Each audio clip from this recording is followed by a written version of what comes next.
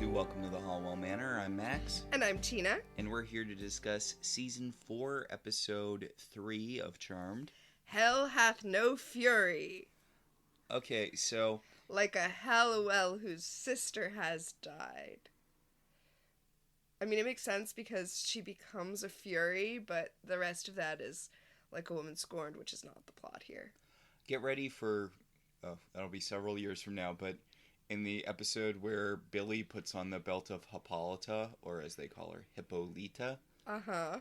She has that line. She says that, hell hath no fury, like a woman scorned, in a situation where it makes absolutely no sense, but she did say it, so. Billy. Billy.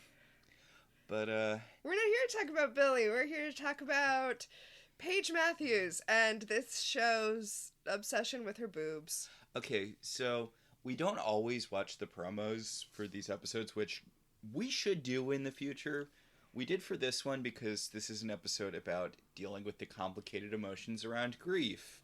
And the promo does not touch on that at all. Nope, the promo is, look at Rose McGowan's big boobs, wacky music. Well, and as you know, listeners and Max, we're working on doing a bonus podcast with Rose McGowan's memoirs, and considering all of the bullshit she dealt with, I'm very uncomfortable with how much they are just like, look at her body. She sure does possess a woman's form. Third episode on the show, they give her the giant fake breasts. Just third episode. Not the best start. Okay, here's the question though. What's more offensive? That they give her the giant breasts, or that they do a Paige you're busted joke?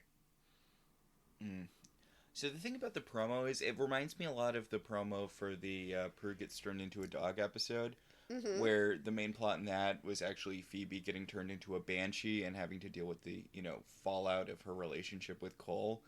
None of which got mentioned in that promo, even though it's the meat of the episode. Like, is the thing with the promos just they choose the dumbest subplot and then make it seem like the whole episode's about that? Do they specifically write these terrible subplots for the trailers? Because I know sometimes I'll be watching a show and I'll be like, oh, that line was for the trailer. Yeah, there's a lot. I mean, the "You're so busted" line was definitely a trailer feeling line. But this is a thing throughout all of Charmed, although the later episodes. I'm looking forward to the promo where a necromancer brings back the people that the Charmed ones have failed to save, as a way to get them. And the promo's like, whoa, Phoebe's dating a zombie. Oh, God. Which she wasn't. She had a boyfriend who got killed, who got resurrected by the necromancer, but... that's harder to make a wacky promo out of, I guess. Ooh, they should have brought back John Cho in that episode. Well, they should have... they brought back, one person who they actually failed to save. Yeah. And I guess they did... I mean, did they save John Cho or not? Well, he went into the afterlife successfully, so... Well, so did all of the people who came back in that episode, right? Okay, so I just want to say about this episode before we get started... that I remembered really hating it, and it was good. It was a fine episode. The thing that I really hated is the rules around personal gain, and that blame cannot be rested solely on any single episode. Yeah, it is the albatross around this show's neck. What's even the point of being a witch? Well, you know what? I'm going to discuss it now. I was going to save it for later in the episode. Really early on in the show, early first season, I think possibly even just the second or third episode, Phoebe gets a premonition about winning the lottery. She gets winning lotto numbers. Right. And she shares it with an elderly couple who have fallen on hard times, but she also, she puts the numbers on a ticket for her too, because she's like, hey, this struggling couple can live off of half of $24 million. Yeah, she's taken her cut. Yes. Her vig. And at the end of the episode, the numbers are called, and they're the numbers that she chose, and then they vanish off of her ticket because she's physically stopped from profiting. Yeah, and I'm like, okay, I get that as a personal gain thing. She got the premonition specifically to help the old couple.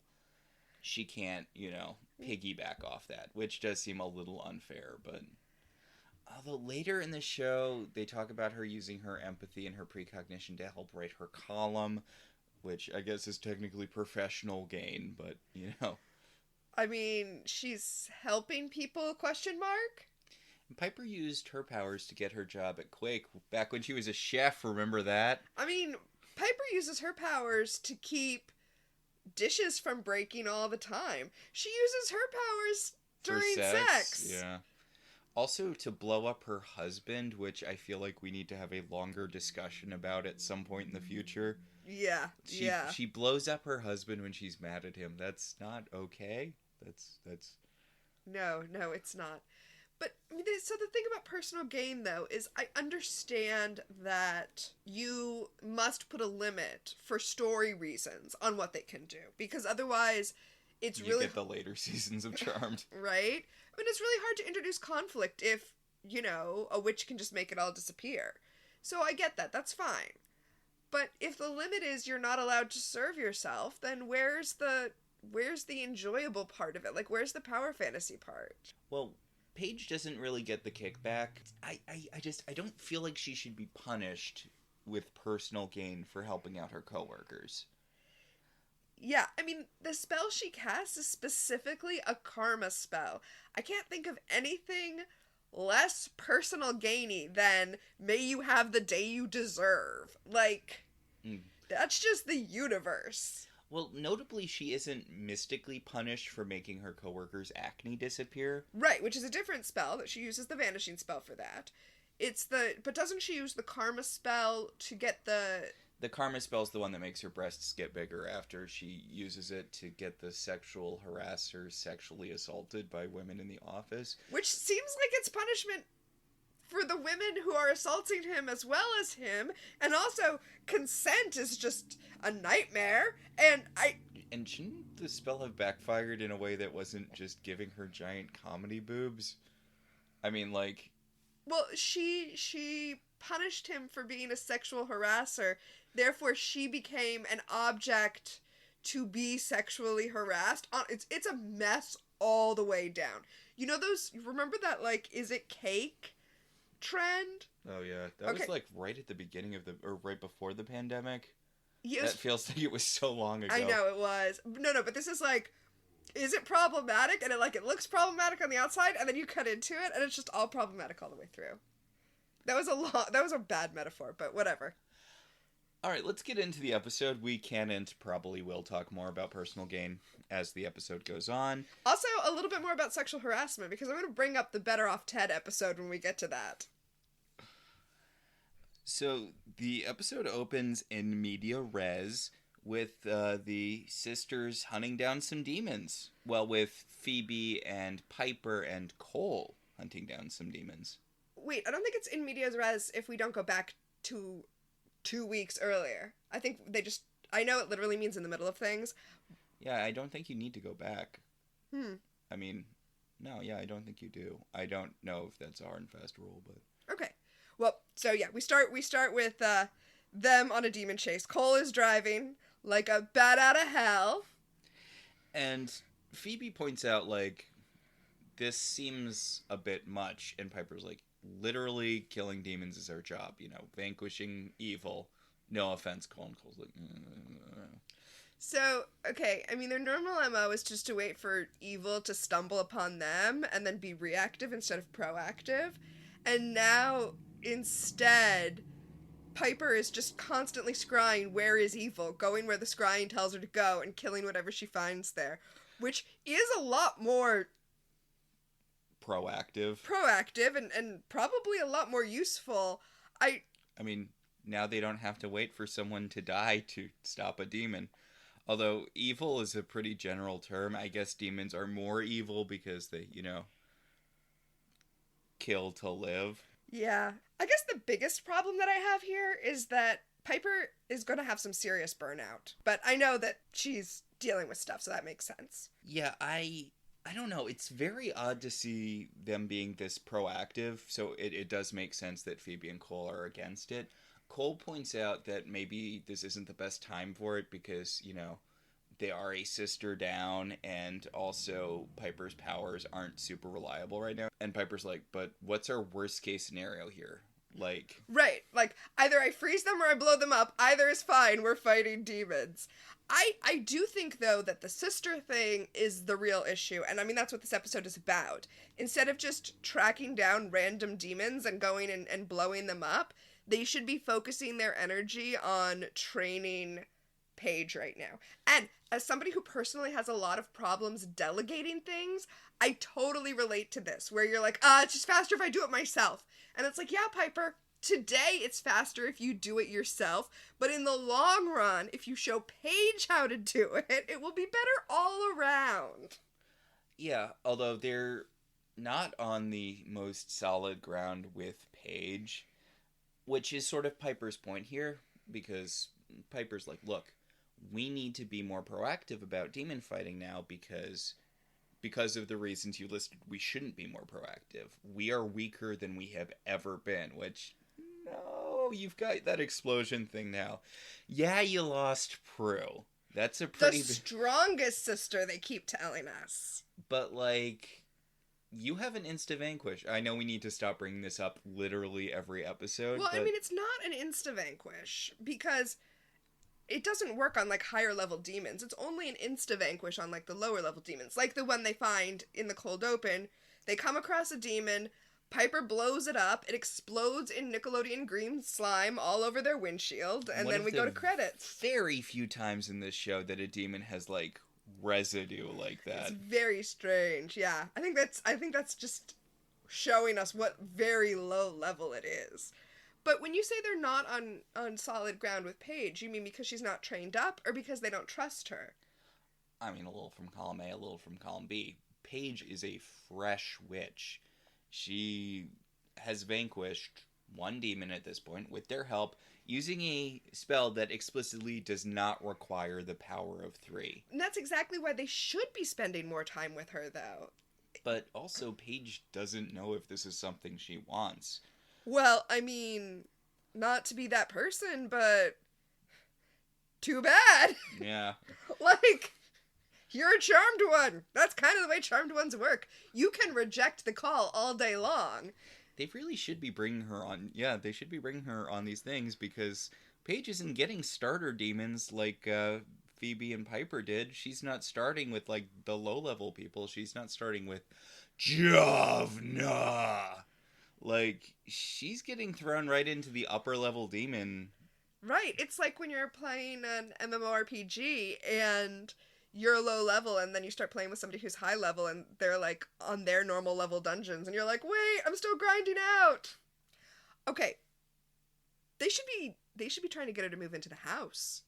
Yeah, that's gonna be a sticking point in season 4, trying to get Paige in the house, which she's very reluctant to do because, independence and not letting your identity be subsumed by these people you literally just met, but also demons are trying to kill you all the time, so... Yeah, her identity has been subsumed by that. She has been drafted into the war against demons. Like, I mean, maybe they'd have a stronger case if they put up some goddamn wards, but...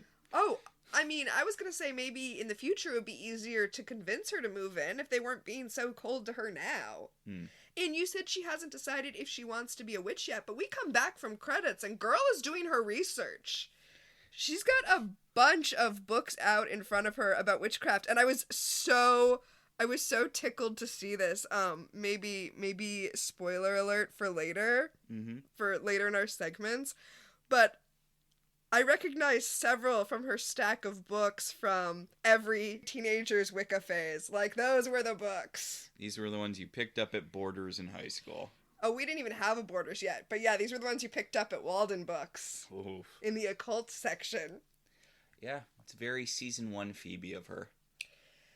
So her boss comes over and yells at her because she hasn't gotten in this application for a scholarship for some kid that she's working with. Remember, she works in social services. And I'm like, well, maybe she hasn't done it yet because last week you were all like, you're not a social worker, Paige. Like, make up your mind, Paige's boss. So the mail boy comes in to drop off mail. Better Off Ted has ruined mail boys.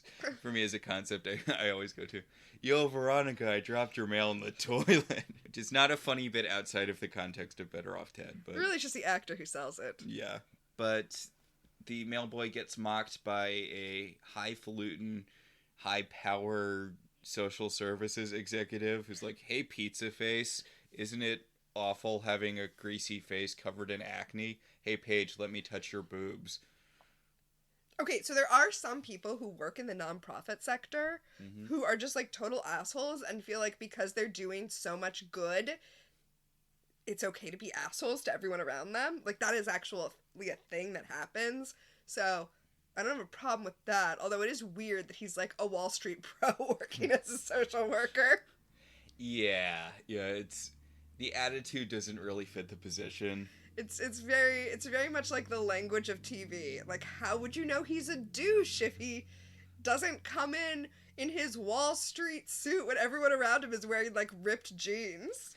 This is my $10,000 watch. It cost me a year's salary. Exactly. Oh, anyway, Paige gets mad at him and she mutters something about his toupee, and then she accidentally orbs the toupee into her hand.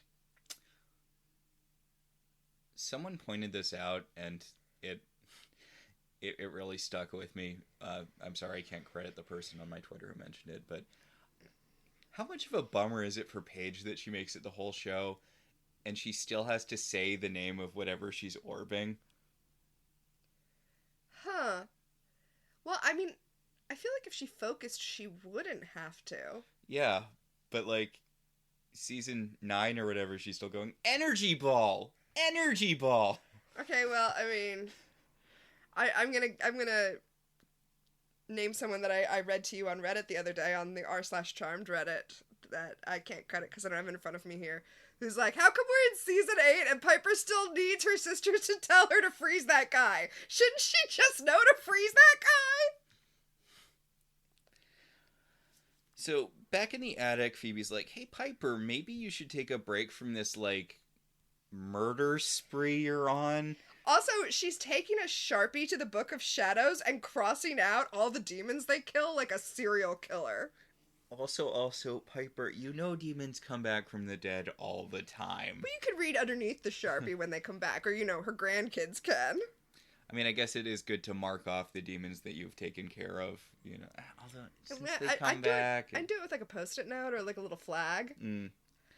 So, Cole's like, hey, Piper, I'm not super thrilled about the whole murder thing. And Piper's like, oh, because you're evil and I'm killing your friends. And Cole's like, no, I don't care about that. I care about Phoebe. Phoebe is the one thing I care about. And she doesn't have an exploding power like you do. So I'm worried that she's going to get murdered.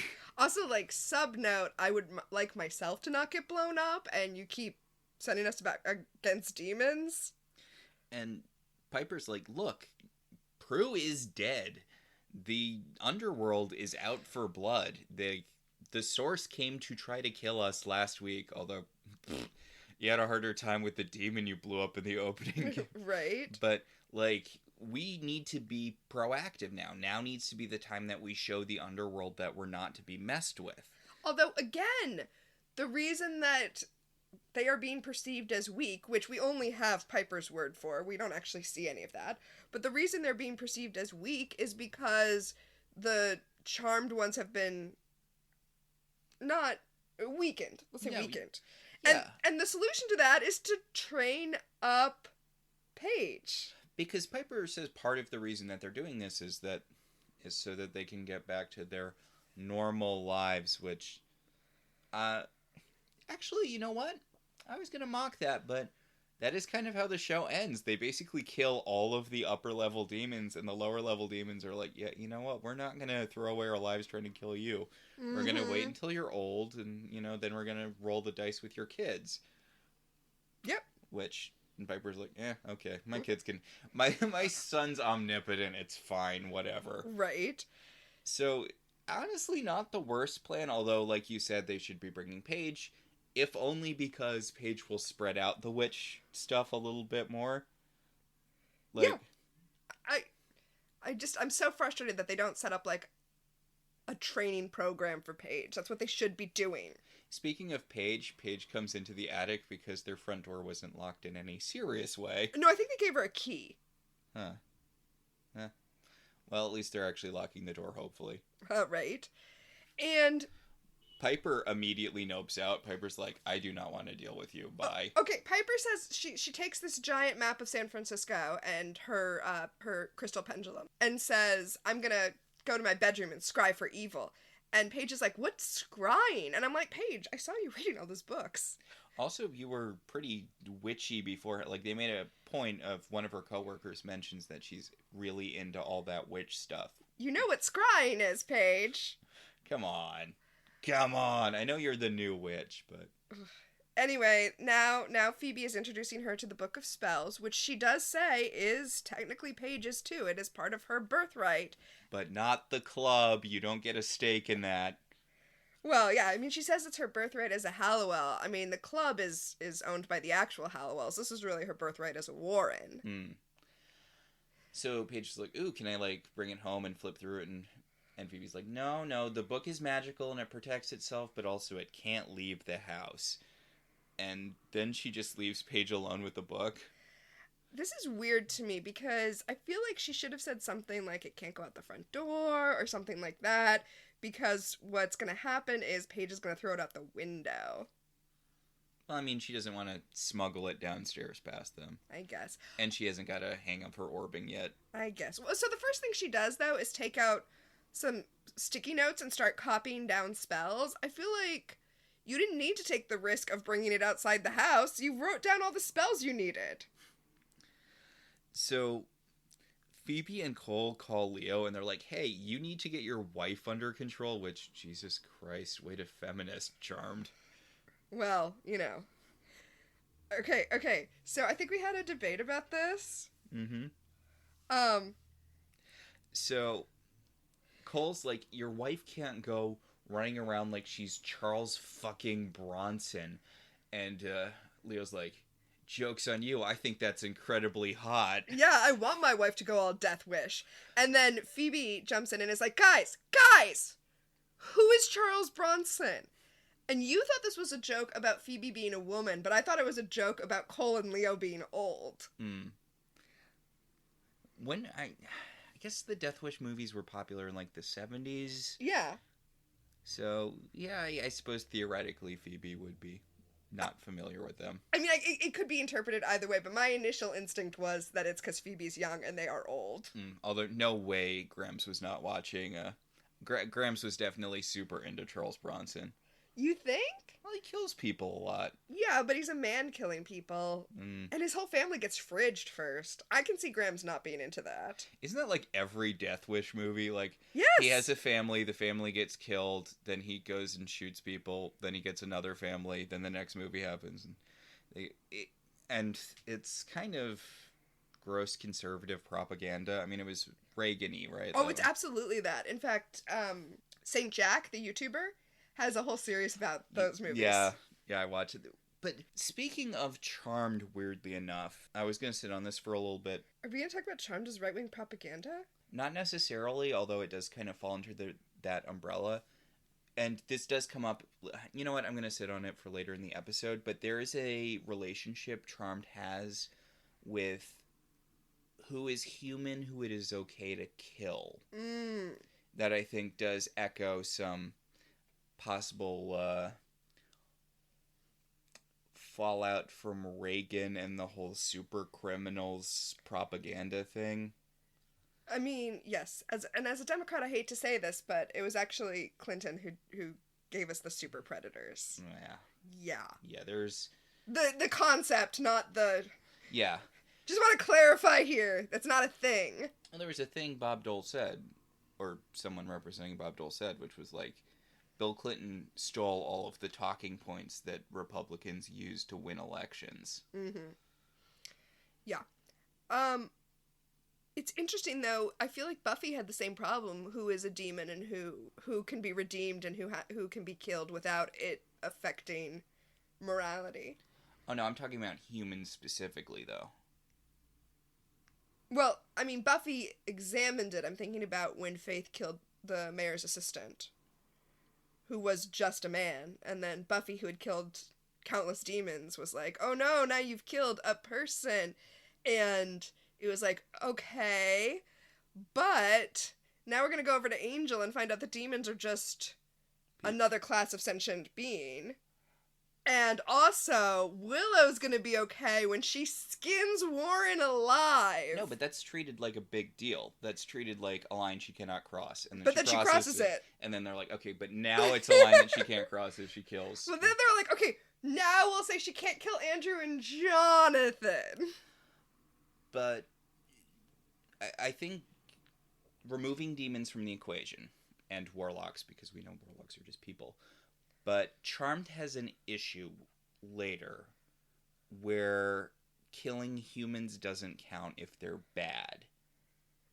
So kind of the opposite of Buffy. Yeah. Okay. This is, and which relates it to the Charles Bronson thing. It is okay to kill people if they are criminals, which is something Buffy notably does not do. Mm-hmm. There's a bit where Buffy, I forget if it's Spike or whoever, where she talks about how you can't just kill people who commit crimes. Like, there needs to be human justice for human crimes. And Charmed has a real issue with that. I mean, isn't that what Morality Bites is about? Yes, and theoretically it should be a thing throughout the show. And it's, again, I know it's a show that ran for a really long time, and it's silly to think that it should have a consistent thing. But, like, the kid in not way later, but in the Magic School episode with the Headless Horseman. Uh-huh. A kid summons the Headless Horseman who kills a criminal. Like, he escapes into the real world from Magic School, because if you get your head cut off in Magic School, you survive because magic. But the Headless Horseman escapes and kills a mugger. Okay. And they don't treat it. They're like, oh, thank God it only killed a mugger. Thank God it only killed a criminal. Yeah. Like, and that's a thing throughout the show. Later in the, like, during the Chris seasons, they they mystically disguise a criminal as Chris and then let demons kill him so that the underworld will think that Chris is dead. This is an issue Charmed has that never super gets addressed. Mm-hmm. I forget where I was going with this and how it relates to the big thing from that Jack Saint. Yeah, Jack Saint video is the bit where Charles Bronson gets a really expensive car. He parks in a bad part of town, and then he waits for someone to try to steal it so he can shoot them. And this is portrayed as a morally okay action because he is killing a criminal. Yeah, it's pretty fucked up. I do not want to get into human justice, and that's like a different podcast. Mm-hmm. But yeah, no, that's fucked up. And it's probably going to be a theme that we return to with a bit of frequency in Charmed, because you're right. I'm shocked to say that a show that was originally supposed to be about Wicca and sisterhood, and then the person who created it to be about Wicca and sisterhood got pushed out so that it could be about, like, cheesecake and putting the three leads in revealing costumes, somehow does not have a coherent morality system or view on what justice looks like. So yeah, we'll return to that frequently. Well, it's the thing with Christy later in the show. God.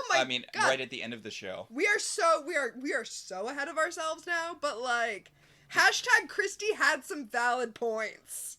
Well, the big thing Christy uses to stop the Charmed Ones from killing her is that she's human and killing her would be murder, which it's ridiculous to act like the Charmed Ones gave even the smallest shit about that at that point in the show.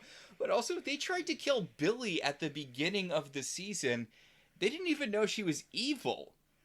Like, I mean, they didn't even know what her deal was. And she was fighting demons. They just wanted to kill her because she was inconvenient for them. Like, it's ridiculous that Christy's big thing was, you can't kill me, I'm human, and it would be I'm sorry, this episode, Paige throws the book out the window so that she can use it. I do like how she's like, book, you can protect yourself, right? Well, protect yourself! And then throws Protect yourself from gravity! And it does. I mean, it's a book. Yeah. Like, it's fine. I accidentally tossed one of your books out the window. Like, not on purpose. It was just leaning against the window, and I wasn't paying attention. I opened the window, and it, like, fell out and I just went downstairs and got it. That was an older book, too. And it was fine. It was a hardcover, though. Yeah. So, yeah, it was fine. So, Paige comes down, she's like, boy, I sure had a non-eventful time reading that book. I'm tired now. Guess I better go home. Well, I mean, actually, she says her lunch break is over, which, legit. Yeah. And Phoebe's like, Phoebe still got her blonde hair, by the way. Yeah. Blonde. I mean. Yeah. It's lightened. So, Leo's talking to Piper about her brand spanking new murder spree, and she won't even look up from the map where she's scrying from evil to deal with this. I like how she's like, Leo, white lighters are supposed to guide, not judge. And he's like... Well, first of all, that's just blatantly not true. But secondly, he's like, I'm not just your white lighter, I'm your husband. And she's like, well then, I care even less about what you have to say. Yeah, Leo, remember she was raised by Grams? Who you know the deal. But Leo's like, oh, I get it. You're mad at me because I saved you instead of Prue. You're mad at me. And she's like, I'm not mad at you for not saving Prue. This is going to be a thing throughout the episode where various people assume that Piper's mad at them for not saving Prue because Piper's running on Ragethol. Piper's like, look, Leo, I don't have time to talk about my feelings like a little girl. I have to go kill people like a big girl. Okay, can I, like, talk about the I'm not mad at you for not saving Prue thing? Mm-hmm.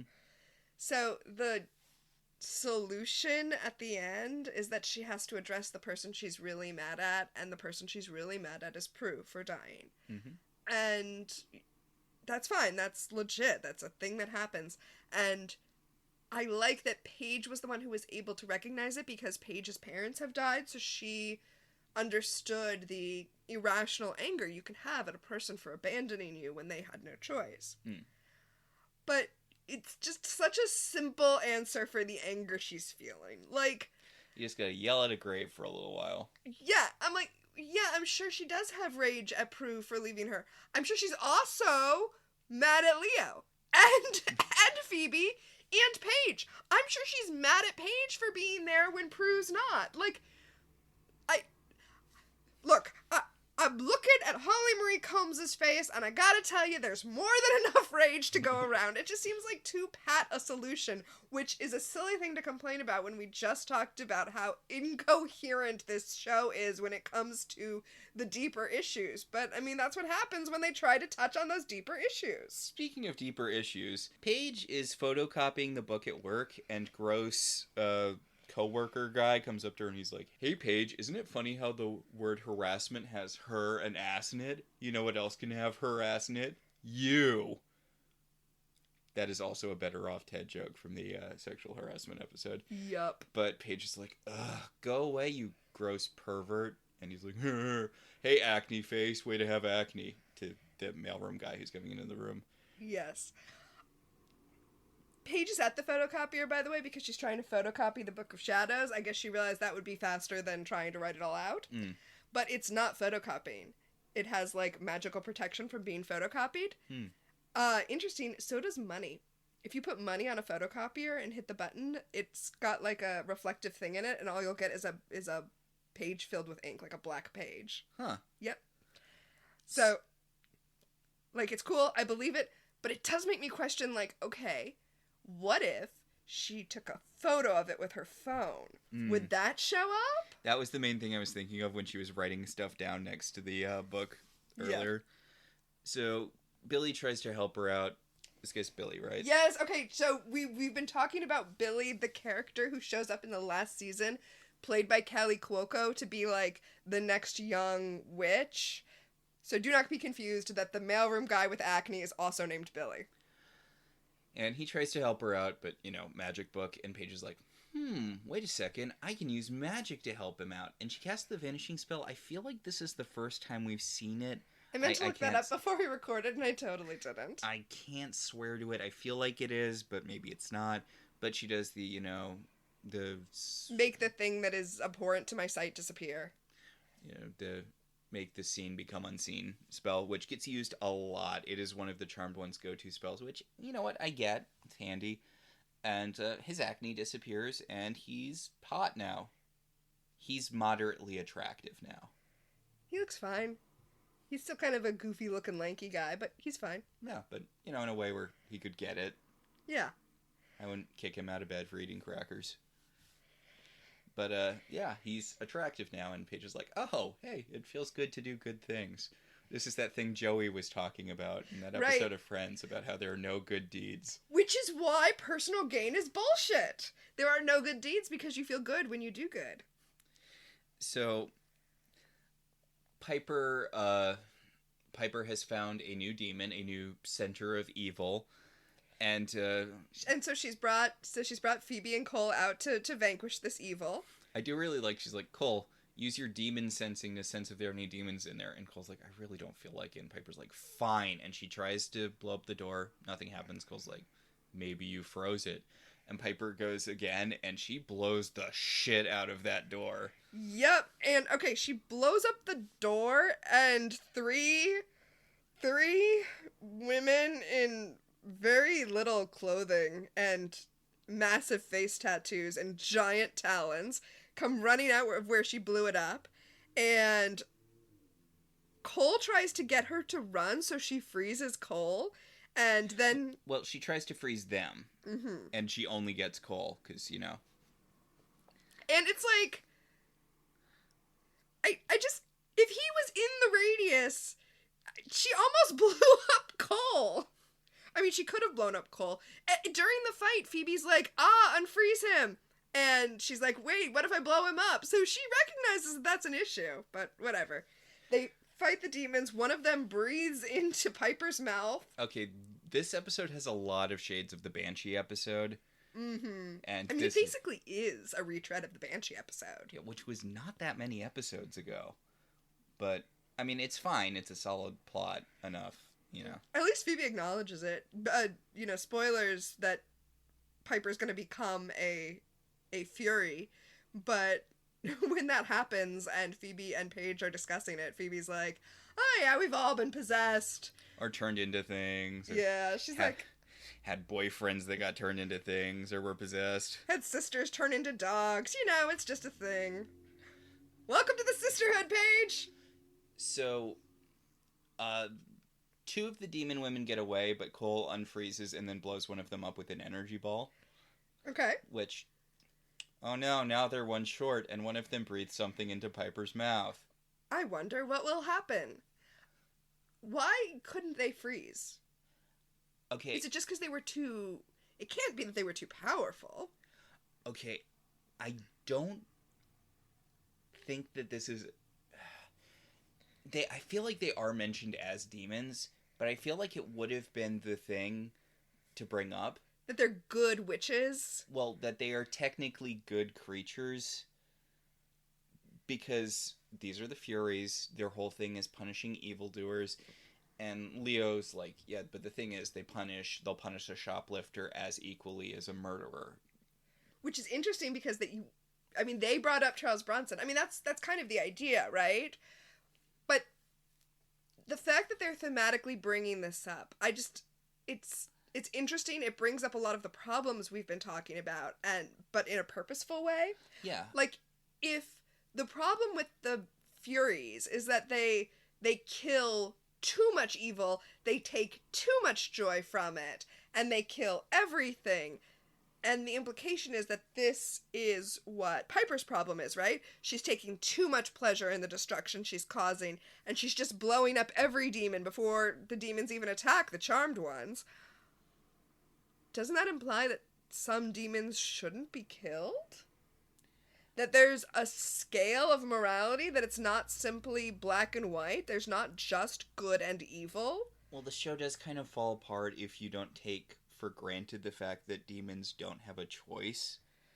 Like, you have to assume that all demons are evil and therefore deserve to be killed. I think New Charmed tried to do a more nuanced version of this. Wait, if they don't have a choice, does that mean they do deserve to be destroyed or that they don't? Because if they don't have a choice, then you have to blow them up because they'll always be evil. Whereas if they do have a choice, then they have chosen evil, but it also means that theoretically they can choose good and can be redeemed. As we've discussed this before, honestly pretty recently, but I'm going to bring it up again. In Charmed, there is never a demon that chooses good that doesn't immediately get killed. Except for Cole. Well, Cole gets killed eventually. Yeah. But, like, there's no demon that is just good on a permanent basis, the exception of the Warlock brother from season 1. Right. There's no Clem in Charmed. Yeah, there's no Clem. There's no Lorne. There's no demon... Oh, Lorne. There aren't even demons that have, like, you know, oh, I feed off of misery, so I just, you know, hang out in hospitals and feed off people there. I don't cause it, which you would think would be a thing with demons. There would be lower level demons that do, you know, since they're demons have to feed off misery or whatever, but just don't instigate anything. Right. Well, and I mean, well, we'll talk about it more, I think, when we get Charisma Carpenter. I feel like there's a lot of... Or Drake, whoever comes first. Well, I just feel like with Kyra, with the seer character that Charisma Carpenter plays, there's a lot of room for nuance that is just completely abandoned because, you know, she was born evil, so what are you gonna do? And it's a thing throughout the show. Like, again, Kira, Drake. Like, there are demons who want to be human because it turns out living in hell sucks. Right? And, like, you know, it's nice to have emotions and not have to worry about your boss killing you to emphasize a point. It would make more sense if demons in Charmed were like the demons in the bad place in the TV show The Good Place, where it's like, where they just really genuinely love that. They just love listening to terrible music by terrible people and, like, punching each other.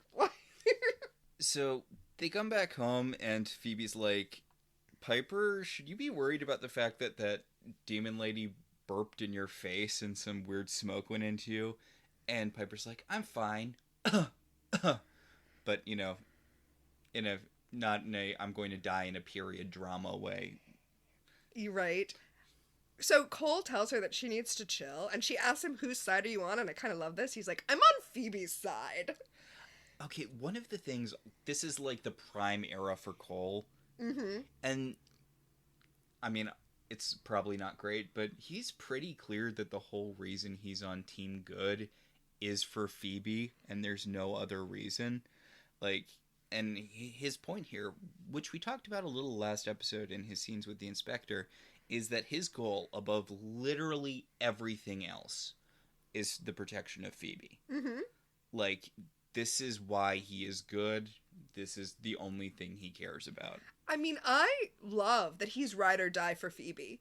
That he's like, look, Phoebe is my true love, and I'm gonna do whatever she tells me to do, whatever she wants to do. If she decides tomorrow that we're evil, then that's what I'm doing. And if she decides the day after that we're gonna become, like, monks, then I'm doing that. And I, like, respects Cole. You know what? He deserved better. Cole deserved better. So, I was wrong earlier when I said Leo said this. Cole tells them that he recognized the demons, that they're the Furies, that they go after evildoers, and Phoebe's like, doesn't that mean they're good? And he's like, they kill anyone no matter, you know, what the severity of the sin is. And the only thing they care about is taking pleasure in the murder of evil. And Piper's like, then I guess we'll take pleasure in the vanquishing of them, which... So Phoebe pulls Cole to the side and she's like, Cole, you say that they hunt evildoers. They do this thing where before they kill you, they make you relive the last moments of all of your victims. Or I guess if you're shoplifting, the vague disappointment someone feels when they're... You hear the screams of your victims. And in the case of, like, a shoplifter, you hear, like, the insurance adjuster for the corporation you stole from that's like, sorry, honey, I'm going to be late today. I have to process some paperwork. But yeah, Phoebe's like, have you encountered them before? And Cole's like, I'm really not comfortable talking about all of the people I've murdered. Because it's a lot. It's a lot. And Phoebe's like, well, you suppressed your demon half now, and we never have to worry about it ever again. You're a different person now. And Cole's like, Okay, whatever. If you say so, honey. So, Piper goes up to the attic to look up the Furies in the Book of Shadows, and it's not there! And she assumes that evil has taken it, and she's like, damn it, Cole! And Cole's like, really? Really? He's like, I was with you the whole time! And Phoebe's like, actually, I think it was probably Paige when she was up here earlier. And Piper's like, oh, god damn it, Paige. And Piper's like, you let her take the book? And Phoebe's like, no, I didn't know she took it, but she was asking a lot of questions, and then she was like, okay, time to go. So, upon reflection, she obviously stole the book. And Phoebe's like, although she didn't steal it, she has an equal right to it. She's her sister. And Piper says, not for long. And then, Piper storms out. Phoebe chases after her, and she's like, Cole, are you coming? And he's like, this isn't vanquishing evil. This is an inter-sister conflict. I'm not going to show up and beat up your sister with you. Yeah. Whichever sister it is you decide to beat up. Which, again, this is great. This is something Cole did last episode where he's like, you know what? I don't think my being here will do anything. I think this is something you just need to work out amongst yourselves. I'm just gonna stay here and let whatever happens, happens.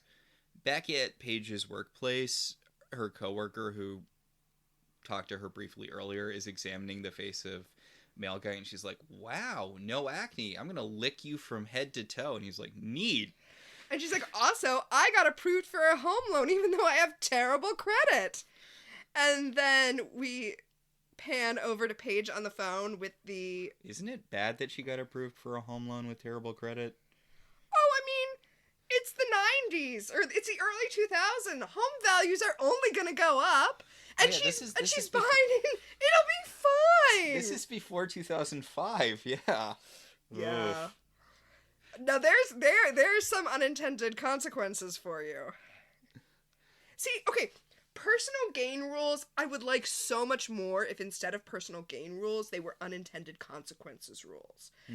And that was like a kind of thing you had to be careful of. Like, Paige caused the housing market crash. Well, that's sort of how Phoebe describes personal gain to Paige later in this episode, where she's like, if you change something, the universe finds a way to balance it out, which is not... how we've really seen personal gain work when it works, when it's actually part of the plot, but okay. Paige also, like, she talks to the woman about her coworker about getting an extension on her loans, her student loans, which I feel like is probably the sort of thing that should get you dinged before, that's what should have given her the big breasts because of, I don't know, inflation. Boo. Boo. Yeah. So she... Oh, boo. Yeah. Boo. Okay. So we pan over to Paige on the phone with the scholarship people because she didn't actually get the application in, so she needs them to give her an extension. Which, good. Yes, because this is like a foster kid who you were supposed to deal with this and you didn't. So, yeah, good. And she gets the extension, and yeah, good. Okay, this should really be a time freeze, but I need to talk about it now, because now is the moment it's happening. Okay. So, Paige's kind of punk-looking coworker, she's got, like, scraggly, short blonde hair, and, like, a choker, and her shirt's got, like, mesh sleeves. She's, kind of... Yeah. She's coded punk, right? And she has a shirt that has an American flag and an eagle screen printed on it. Mm-hmm. And, like I said, I should save this for time freeze, but I'm going to bring it up now. What we are seeing now is a show that aired in October of 2001. Yeah. Yeah, we've mentioned it a few times before on other podcasts, but this was a really big thing around that time. Because shows didn't feel equipped to talk about 9/11, but they felt like they needed to acknowledge it. So you'd have, like, Joey wearing a New York City firefighter shirt in Friends, or literally everyone in Sabrina the Teenage Witch suddenly wearing American flag stuff. Mm-hmm. Well, and it wasn't just Joey. Like, for I feel like an entire season, at least someone was wearing some American flag or some FDNY, or what is very jarring to see now, like, a PDNY shirt. Like, just because it was your way to show that you supported America. It was, I think, probably a natural reaction. Oh, no, absolutely. I only bring it up because it's a thing that means something completely different now. If you are 21 years of age or younger, we're getting old, Max. Yep. Time, right? Time. Anyway, if you are 21 years of age or younger, you do not remember this. But the people wearing American flag stuff everywhere was a common thing, and it didn't designate a end of the political spectrum in the way it does now. Yeah, I don't want to say it was apolitical because, I mean, by definition it was very political, but it's seeing this person who is very punk coded wearing an American flag is not a contradiction or like an ironic juxtaposition. It's just what 2001 was. And it also led to a lot of really, really bad stuff down the line. Or even at the time, there was a sharp increase in hate crimes against people who did not appear American enough. And by that I mean, mostly people of South Asian descent. Right. Anybody who appeared to be Middle Eastern or, it was... I was going to say it was a bad time right now in the year of our Lord 2022. But... moving on! Yeah. Not equipped to talk about this at all. Moving back into Charmed. So, the punk coworker lady is like, so, like, you're into witch stuff, right, Paige? And Paige is like, and then she's like, I figured maybe the stars were aligning or something. And Paige is like, oh yeah, stars. Yeah, that's definitely what's going on. Stars aligning. Sure, why not?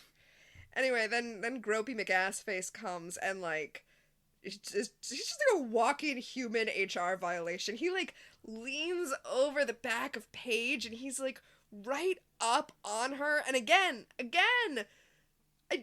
it's so... it's uncomfortable anyway, and it's supposed to be uncomfortable. But it's additionally uncomfortable knowing what we know now about Rose McGowan. Yeah.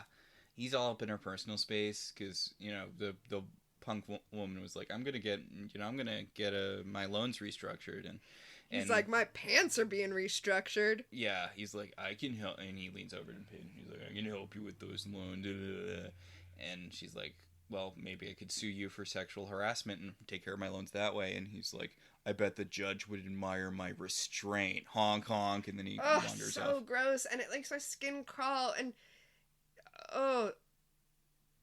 anyway, hostile work environment. Yeah, so she uses the Insta-Karma spell. And Piper and Phoebe are walking to Paige's office. Well, presumably they drove most of the way there, and they're walking into it now. And Phoebe's trying to convince Piper not to murder Paige. And Piper has the, like, ominous cough of about to turn into a fury. And the guy is chased out of the building by a horde of women who want to have sex with him. Okay, so Phoebe sets this up. Phoebe's like, we don't even know if she used the book. And then the man goes running out of the office, and he's like, get your hands off of me. And there are all these women who are trying to tear him to pieces. That is kind of funny. Someone's seen Bewitched, Bewildered, and Bothered. Right, the episode of Buffy. Where Xander casts a love spell. Okay. Although, I didn't get that the women were supposed to be horny at first. I thought all of these women were just physically attacking him. See, that would make more sense to me. I get that it's kind of like, they're like maenads who have been driven mad with lust and are going to rip him apart. Like, that is a thing that has, long folklore tradition. Mm-hmm. But men are scared that if women become too horny, bad things will happen. Men are scared that if women become too anything, bad things will happen. Which is also a weird running thing, as you pointed out on multiple occasions in Charmed. If a witch feels any emotion too strongly, or doesn't feel a certain emotion strongly enough, she is punished by being turned into a thing. I mean, that's what this very episode is, right? Piper feels her grief too much, so she has to be a fury. Phoebe feels too sad after her thing with Cole. Banshee. She doesn't feel love enough. Sexually harassed by cupids all day long. That's coming. That's coming later. Okay. Well, it also already happened. We've had a Cupid. Do you think they just couldn't get that Cupid back? It should have been the old Cupid, I think, instead of getting Coop. Yeah, I think they probably just couldn't get him back. Okay. So here's the thing. This is terrible because this is just a consent nightmare for all of these women who presumably have been sexually harassed by him and now are being compelled against their will to chase after him and be horny for him. Not okay. Gross punishment, Paige. Yep. I mean, she cast a karma spell. But that's the thing, right? Unintended consequences. If that was the lesson, that would make much more sense than the lesson being her having giant boobs. Yes, because Paige comes out and she's like... Wait, I'm sorry. I just wanted to say one more thing first. Mm-hmm. So we've mentioned Better Off Ted like a million times this episode, and the reason it's at the top of my brain is because of the sexual harassment episode where Linda is required to go to sexual harassment training because she has no boundaries, which is fair. She realizes, oh, I don't have boundaries. That is harassment. Yeah, she thought she was just being friendly to a coworker who was sad, but she got accidentally gropey, and she's like, it's not my fault. I'm from the Midwest. Yeah, not an excuse. But then she starts using her sexual harassment powers for good, and initially she tries to, like, sexually harass the men and be like, what if I came up to you and was like... I'll give you $5 to say boobs. And the guy's like, boobs. And she's like, damn it, that didn't work. But then she realizes that she just needs to be really, really mean to them. She's like, ooh, are you sexually harassing women because you are sexually unsatisfied? Because you are sexually unsatisfying? That'd be one package I'd be unhappy to unwrap Christmas morning. And it's like, that's the thing, right? Because, as is discussed in that episode, sexual harassment isn't necessarily about sex. A lot of times it's about exerting power over someone else. Right, exactly. So it's not necessary that these women want to have sex with him for it to be karma. I mean, if they just wanted to beat him up, if like every woman who he had ever harassed just got to punch him, that sounds like karma to me. Yeah, I really feel like it should have, in this situation, it should have just been, them beating the crap out of him, which is functionally what's going on. Anyway, so Phoebe does the trailer line of, Paige, you're busted, because Magic gave her giant comedy boobs as punishment for using the karma spell. I do like that they're like, did you cast magic to make yourself have giant tits? And she's like, no, I am completely comfortable in my body. I did not do this. This is a punishment. Yeah. I cast a spell on a slime ball I work with to, let him get what's coming to him. And Piper freezes the crowd of women before they tear the guy apart, and Phoebe's like, what if you blew them up? And Piper's like, Jesus Christ, Piper! I do like that Paige modified the spell because it contains the word demon, so she had to change it to... What did she change it to? Slime ball. No, she changed it to something that starts with a D. She changed it to, like, dickhead.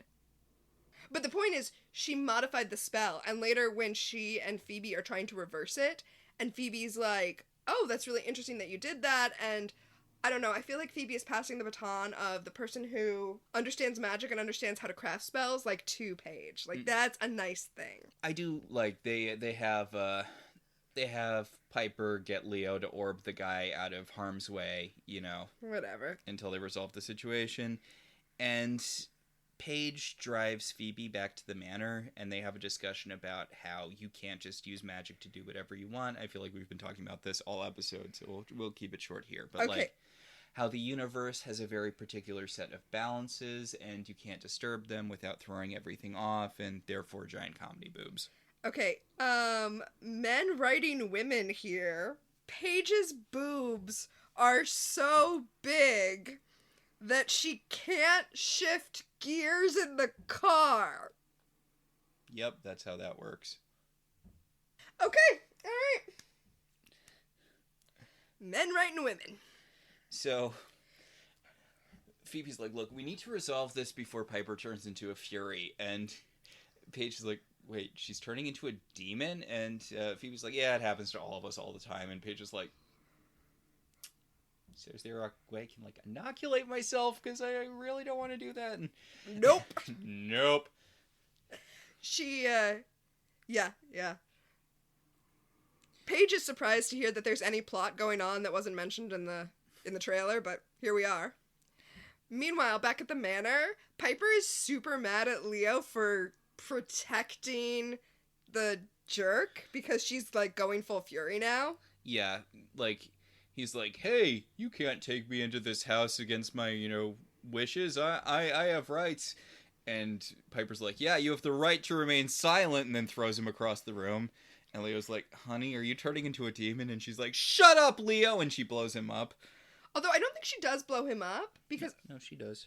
Well, I we have seen her blow him up before, and I feel like the effect is different. I feel like she tries to blow him up, but he orbs out of... he orb dodges it. No, I think that's just her blowing him up. She blows him up and he reconstitutes? Yeah, I don't think we've seen her do it at this point yet in the show, because this is before she becomes horribly abusive to him. Ugh. And she's just minorly abusive to him. And Cole comes in and he's like... She's turning into a fury, and Leo's like, Piper, you can fight it. And she's like... Wait, can she? Can she? Because we just had a whole discussion about whether or not demons can fight it, but whatever. Yeah, so Cole very lightly energy balls Piper to stop her from killing the guy. I love that he's, moving so slowly and casually. He's like, okay, I guess what Phoebe would want is for me to keep her sister from killing... Yeah, okay. Energy ball! He's like, I'm doing this as delicately as possible. And Phoebe runs into the room right after he energy balls Piper, and she's like, Cole! And he's like, I did it as gently as possible. But also, he's, not super concerned with whether or not Piper turns into a fury. And I kind of love that. So so Piper's like, I'm going to get my revenge. Revenge! And then she teleports off because she has fury powers now. I mean... I don't understand how being a witch, how you couldn't turn into a demon. I don't understand how it would be possible to not turn into one of these types of demons all the time. Because your own powers are completely shackled, and you're just this ball of power with nowhere that you're allowed to direct it. Even theoretically good things. Mm. So, whatever. So... Leo's like... You hit my wife with an energy ball! And Phoebe, thank God, is on Cole's side here. She's like, yeah, so that she doesn't turn into a demon, Leo. Eyes on the prize! Because if it's anything like when I turned into a banshee, this is temporary until her first kill. And Paige is like, you were a banshee? And Phoebe's like, keep up, Paige! I can't with Paige's boobs, by the way. They're ridiculous. I can't take this show. I can't take these scenes seriously when she has the ridiculous comedy boobs. So the gross guy wakes up from being attacked, and he wakes up directly into Paige's boobs, and he's like, boobs! And then Paige punches him, and he gets knocked out, and Phoebe's like, Paige! And Paige is like, what? Leo can heal him. It's what white lighters are for, which will later become the go-to thing for the Charmed ones, doing whatever they want to whoever they want all the time. Also, it's TV, so even though she punched him hard enough to knock him out, which would do serious damage, he'll be fine. He's fine. Yeah, you forget because of, superhero movies and comic books and action-based shows, but getting knocked out is actually really, really bad for you. Yeah, right? So, Leo orbs the guy away just to, get him out of the way so that they can deal with this whole sister turning into a Fury thing. It made me think of a couple of episodes ago when Cole brought the guy down to hell because he was like, you said take care of it! And I think it's funny that they're using Leo now. They're like, we better not use Cole anymore. Cole will just bring him straight to hell.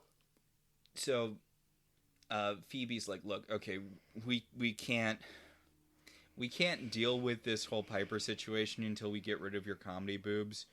What was the word you used in the spell? Look, I found the spell that you used. What was the word you replaced demon with? It was dirtbag. Dirtbag. So Phoebe reverse engineers a reversing spell using her spell writing powers, which she still has at this point. Mm-hmm. I should say spell writing abilities. She keeps the powers, but this time she needs to know stuff about, like, meter and where, everything goes in each part of the spell. So she undoes the magic, Paige deflates, and she's like, I think you might have overdone it, wah wah. Gross. It's gross they made Rose McGowan say that. Anyway, the Furies are off beating up some guy, because that's what they do. He has a skull cap and a knife in an alley. Clearly he deserves to die. Well, yeah, and he is kind of clutching his head, so I guess he is hearing his victims. And we did see him mid-mugging. But, it's like you said, right? Like, you don't get a death sentence for mugging. You don't get to be burned alive if you're a mugger.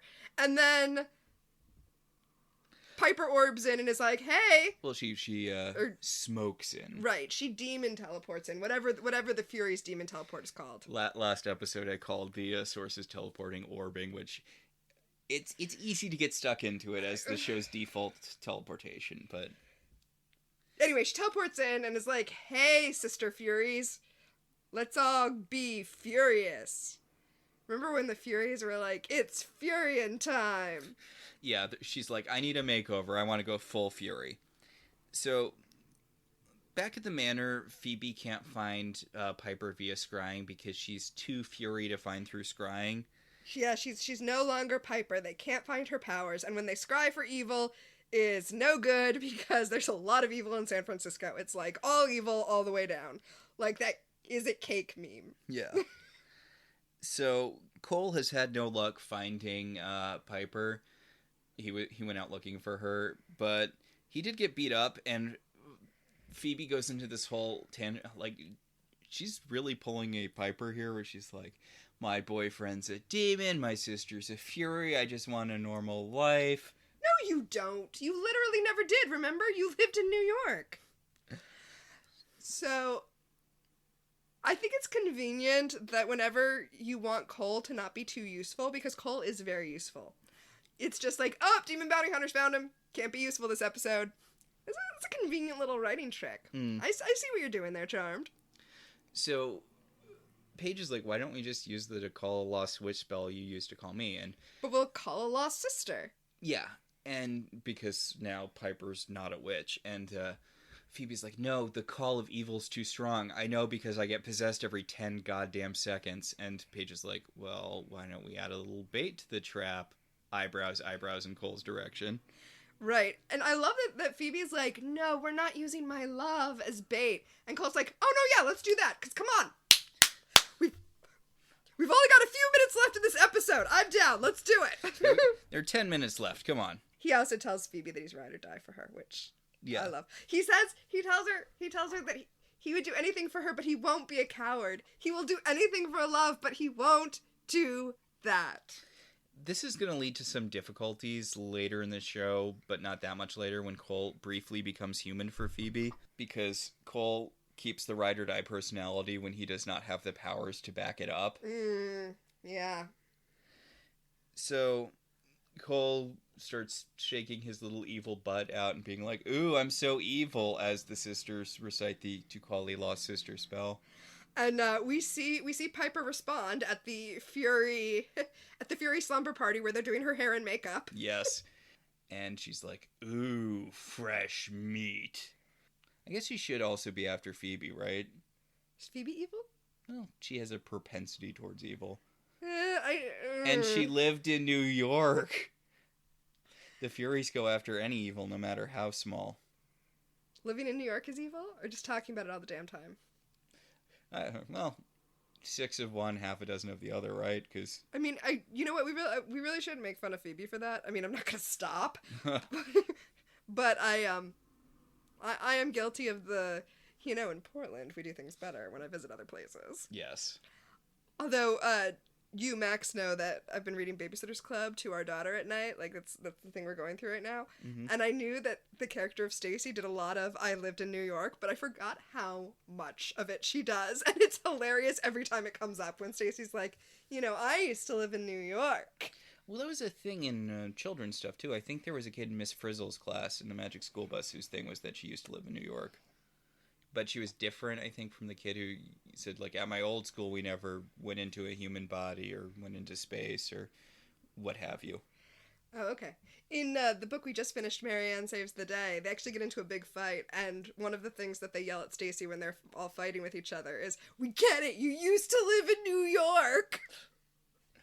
Anyway, back in Charmed, Paige is trying to get the orb thing down, and she can't, and Cole's like, "Boo! Growl! Growl!" Because she orbs when she's scared, and she orbs, and she's like, "Oh, great, fun, okay." Yeah, because they're calling the demons, and Paige is like, "Okay, but what am I going to do when the demons actually get here?" And they're like, "Look, just play defense. Hopefully you'll be protected by your orbs, and you won't be horribly murdered by Piper, or to a lesser degree, the other, You know what would have been handy? If when they were going out every night fighting demons, they had been training Paige even a little bit in what to do. So Phoebe's like, "Look, if this is like when I was a banshee, we need to find the root of her unexpressed rage and get her to express it to turn her back into, a human witch woman." And Cole's like, "I don't feel like her anger's been all that unexpressed." Right. And then Cole collapses to the floor because he hears all of his victims, and it's debilitating, which makes sense. That makes total sense. And Paige instinctively orbs. I do like that she's not orbing any place. She's just orbing in place. Mm-hmm. It is neat having a witch who is at square one at this point. Yes. So the Furies all come in, and oh my god.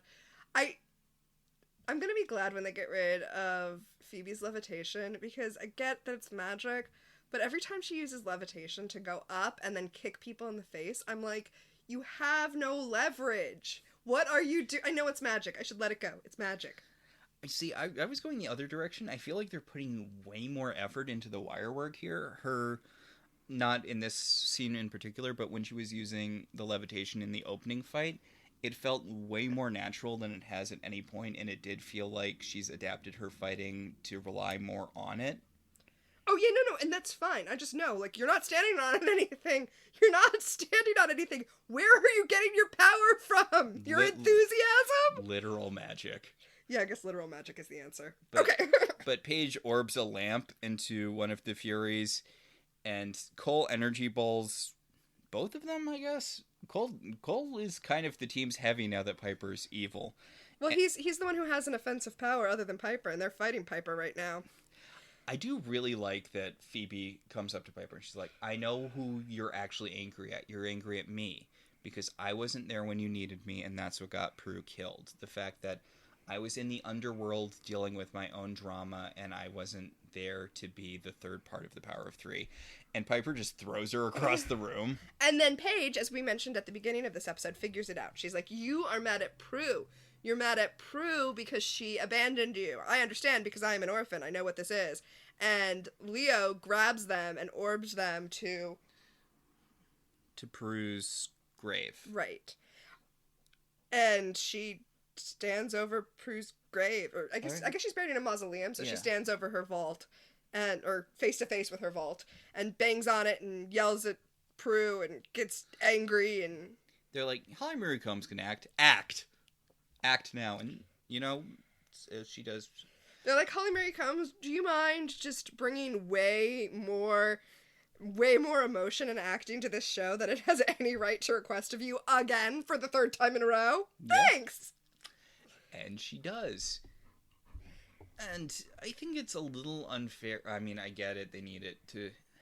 I wish they hadn't had Paige be like, I understand where you're coming from because of my parents. Okay. I wish that she didn't have this personal thing that she was bringing it back to. Oh, you want her to just be, like, intuitive, especially because her whole thing is that she's a social worker? Yeah. And if she's inheriting Prue's powers, shouldn't she get empathy? No, because Phoebe had empathy. Oh, right. Prue was cursed with empathy. Yeah. Right. But yeah, I wish this had just been a thing Paige can do without having to relate it to, you don't need to relate everything to something that directly happened to you, but... I guess. Well, and as I mentioned, I feel like this was all too pat and easy, but it's charmed. What did I want? So, Piper has worked through her issues, and now we never have to mention Prue ever again. Seriously? I'm joking a little bit. Prue comes up a lot in the show. But... Well, especially when Paige is like, wow, I wish I had known Prue. And we get the wrap up in the kitchen the next morning, and... Phoebe has done something different with her hair, which really... That's what you're looking at? Oh. You're looking at her hair when she's wearing that shirt? What, you don't like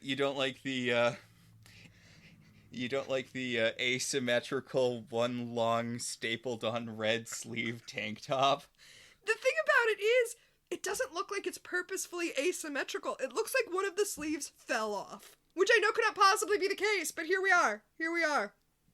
Anyway, she's all like, so don't you think Paige has proved herself and we should accept her as a sister? Because also, what choice do we have? She's literally our sister, and we're like, that's our deal. There's 3 sisters. Yes, last name or no, Paige is a Halliwell. And Piper's like, I know that I've treated her like shit, and I don't like looking at her face, but yeah, I guess I need to get over that. Yup. Like, I'm not the most open person, and it's going to be hard being emotionally vulnerable with someone else. And Phoebe's like, you don't need to be emotionally vulnerable with her. You just need to not be a massive asshole to her all the time. And Piper's like, well, that's not going to happen. So Piper does decide that she has to do something to mend fences with Paige. So she brings her homemade muffins to Paige at work and is like, yeah, that's what I do. I'm a chef, right? I'm a chef? Yeah. Is that a thing? I used to be a thing, right? I like that she mentions that she's a chef, and Paige is like, really? And she's like, well, I used to be. So this is her thing. She brings muffins to people to be nice. We also see that the sexual harassment guy is, first of all, not wearing a toupee anymore, and also not sexually harassing anymore, and looks very chagrined. And they're like, what did Leo say? And she's like, I don't know, but it worked.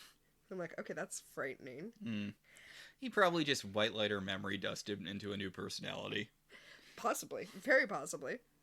Anyway, they have, like, their whole conversation about why Piper is so prickly, and Paige is her sister, and blah, blah, blah.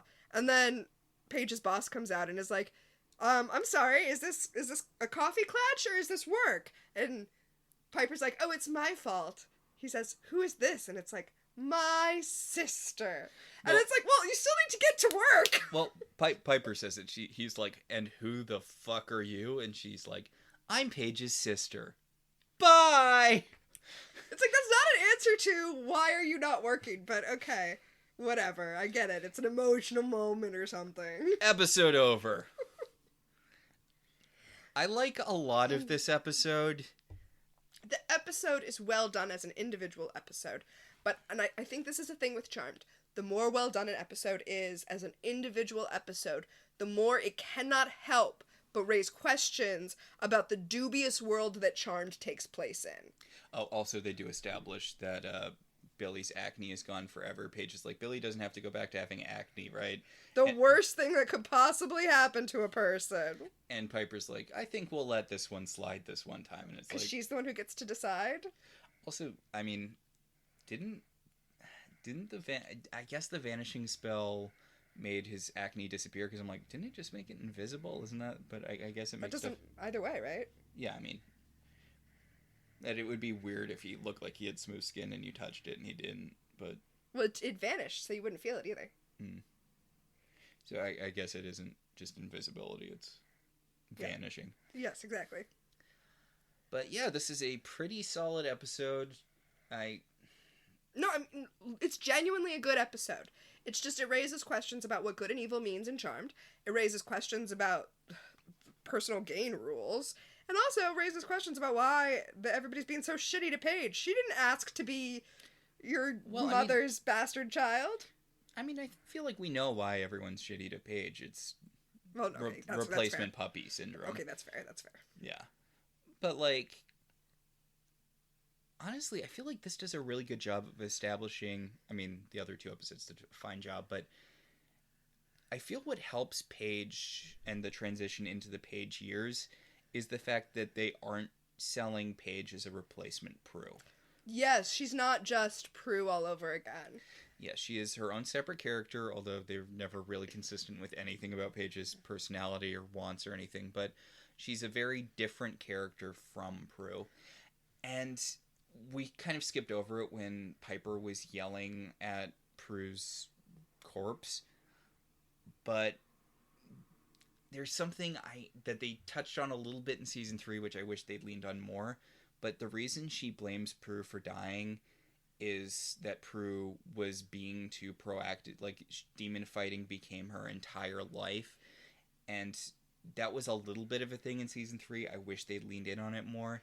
And it would have been an interesting thing to discuss in an episode where the whole point is that Piper is getting too obsessed with demon fighting. Yeah, I'm with you there. It was a really interesting thing that was brought up, which I don't think was supported enough by the text, but is a...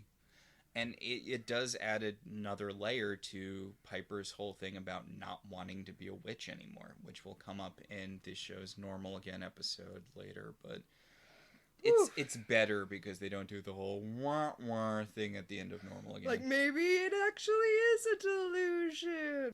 I hope that y'all are ready for me to really get into how much I hate Normal Again in the episode of Charmed, because this is one of the very few instances where I can unilaterally say Charmed did it better. Than Buffy, by the way. Than Buffy, yeah. For people who don't know, we're talking about the episode of Buffy, Normal Again. Although I think most of our listeners know. Yeah. So I think that does it for the episode this week. Yes, much like the Charmed ones, we have our own power of 3. The first power in our pack is Premonition. Who in this episode is, was, or will become famous? No one? I didn't have anything. I mean, I'm sure there was someone in this episode who is a regular on another show that we don't watch, and someone will tell us, oh no, they're from whatever, but no one. Chicago Hope. Chicago Fire. Chicago PD. Isn't there like a million Chicago shows now? Chicago Med. Yeah, Chicago Med. He's probably on one of them. Chicago Hope's a big deal, though. I wouldn't... Also, it's not related to those other shows. Yeah, I wouldn't lump Chicago Hope in with Chicago Fire and Chicago Med. So that'll take us to our second segment, Time Freeze. Is the absence of something... Can we use that for Time Freeze? Because the fact that Paige didn't try to take pictures of the book with her phone was the thing I focused on. Oh, yeah. That's a good one. I think that counts. I think that's definitely a Time Freeze. It would be the first thing you would do in 2022. I mean, and for me, I've already brought up my 2, the American flag shirt, and also the very, very late 90s, early 2000s Wicca books that Paige is reading. I think I had some of those back in the day. You know what I was thinking, though, and this is another absence of thing as a time freeze, but when Piper was just, like, striking through the text with the Sharpie, I was like, you know, you really should have uploaded that to the internet, or not to the internet, but you really should have, like, entered all of that into an Excel spreadsheet. Then you don't need to be searching for demons. You can just, like, have them in a document that you can reference. And then you could have put it in a shared drive that Paige can access, and she wouldn't have needed to steal the book.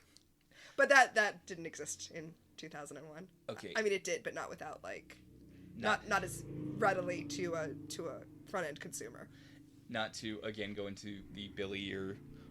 I was going to say Billy years, but she's on the show for one season.